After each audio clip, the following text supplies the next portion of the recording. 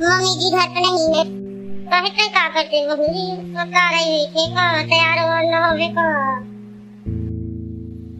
क्यों तैयार होंगी? कोई काम थोड़ी कहीं जाना थोड़ी है हमको आंटी जी। कहीं आज क्या है? कभी तो सास नहीं बताई इसके बाद बरसा निकल जाए। हम सब इतनी डर रहा था सब औरतों का जिसे भगवान होती है कभी कहीं नहीं है। नहीं आंटी जी हमको नहीं पता है। मेरी सासू मम्मी नहीं रहती तो हमको नहीं बताई है। चल हम तो बताई तो का होती पता नहीं अंसर कैसे। आइए आंटी जी सोफा में बैठ जाइए फिर बताइए।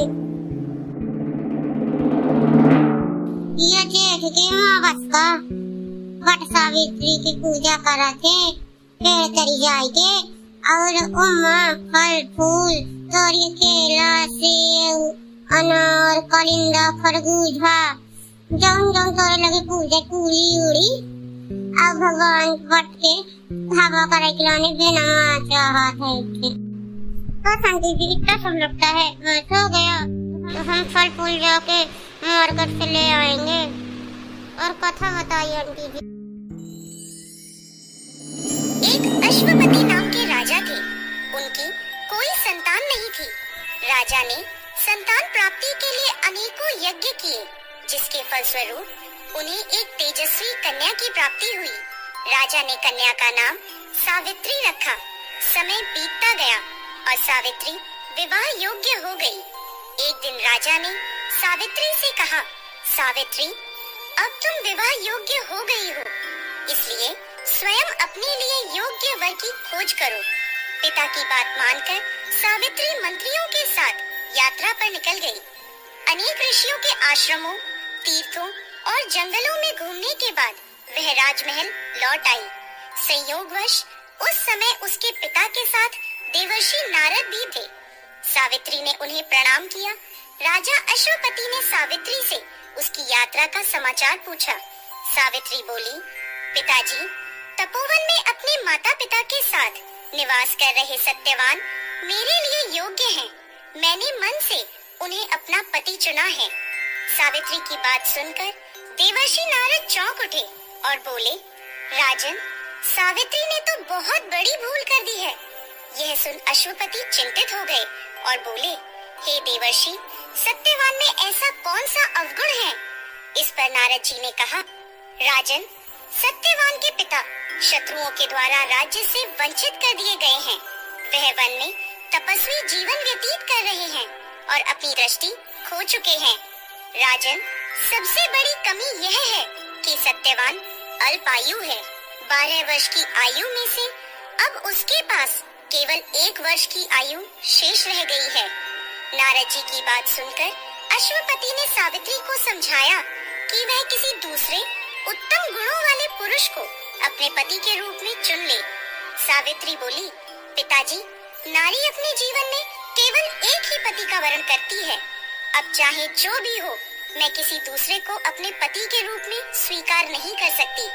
पुत्री की हट के आगे पिता विवश हो गए और सावित्री का सत्यवान के साथ पूरे विधि विधान से विवाह करा दिया गया। विवाह के पश्चात सावित्री अपने पति और सास ससुर के साथ वन में रहने लगी। जैसे जैसे समय बीतता जा रहा था, सावित्री के मन का भय बढ़ता जा रहा था।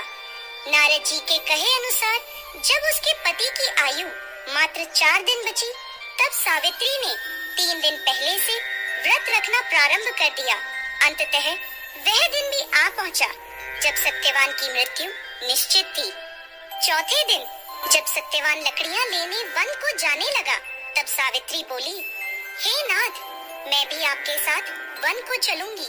सत्यवान के मना करने पर भी वह सास ससुर की आज्ञा लेकर अपने पति के साथ वन को चली गई। वन में सत्यवान ने जैसे ही पेड़ से लकड़ी काटना शुरू करा, उसके सर में असहनीय पीड़ा होने लगी और वह पेड़ से उतर गया। सावित्री समझ गई कि उसके पति का अंत समय निकट है, अतः उसने अपने पति का सर अपनी गोद में रख लिया।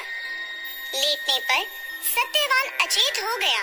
सावित्री चुपचाप आंसू बहाती ईश्वर से प्रार्थना करने लगी।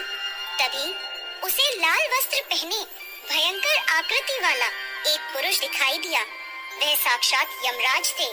सावित्री बोली, महाराज आप कौन हैं? यमराज ने उत्तर दिया, सावित्री मैं यमराज हूँ और तुम्हारे पति के प्राण हरने आया हूँ। सावित्री बोली, प्रभु सांसारिक प्राणियों को लेने तो आपके दूत आते हैं, क्या कारण है कि आज आपको स्वयं आना पड़ा? यमराज ने उत्तर दिया, सावित्री सत्यवान धर्मात्मा तथा गुणों का सागर है। मेरे दूत इन्हें ले जाने के योग्य नहीं हैं, इसलिए मुझे स्वयं आना पड़ा।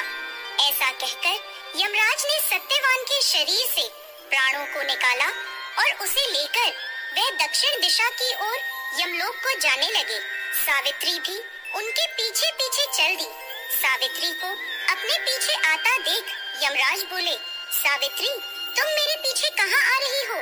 सावित्री बोली, मेरे पति जहाँ जाएंगे मैं भी वहीं जाऊंगी, यही मेरा धर्म है।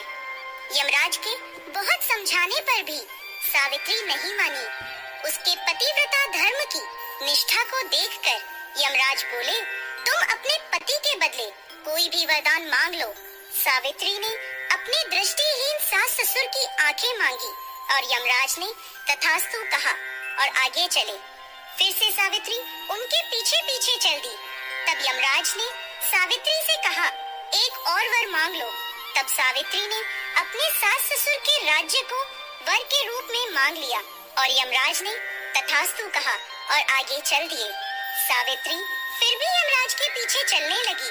अब यमराज बोले, चलो और एक वर मांग लो। तब सावित्री ने अपने पिता के लिए 100 पुत्रों का वरदान मांगा। यमराज ने तथास्तु कहकर सावित्री को वापस लौटने को कहा, लेकिन सावित्री नहीं मानी और फिर उनके पीछे चल दी। यमराज बोले, सावित्री तुम मुझसे अपने पति के प्राणों के अलावा कोई भी वरदान मांग लो।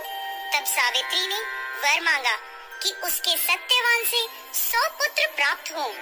इस बार भी यमराज तथास्तु कहकर आगे बढ़ने लगे, परंतु सावित्री फिर उनके पीछे चल दी। अब यमराज बोले, मैंने तुम्हें सभी मनवांछित वर दे दिए, अब तुम लौट जाओ। तब सावित्री बोली, महाराज आपने मुझे सत्यवान से 100 यशस्वी पुत्रों का वरदान दिया है और सत्यवान के बिना पुत्र कैसे संभव होगा? ऐसा कहकर सावित्री ने यमराज को उलझन में डाल दिया। तब यमराज बोले, सावित्री मैं तुम्हारी पतिव्रता धर्म से प्रसन्न होकर सत्यवान के प्राण छोड़ रहा हूँ और साथ साथ तुम्हें आशीर्वाद देता हूँ कि तुम्हारी यह कहानी युगों युगों तक सुनाई जाएगी। यह कहकर यमराज ने सत्यवान के प्राण छोड़ दिए और यमलोक को लौट गए। तब सत्यवान और सावित्री अपनी कुटिया में पहुँचे। वहाँ उनके माता पिता की आँखों की दृष्टि भी लौट आई थी और उन्हें अपना खोया हुआ राज्य समझ गए?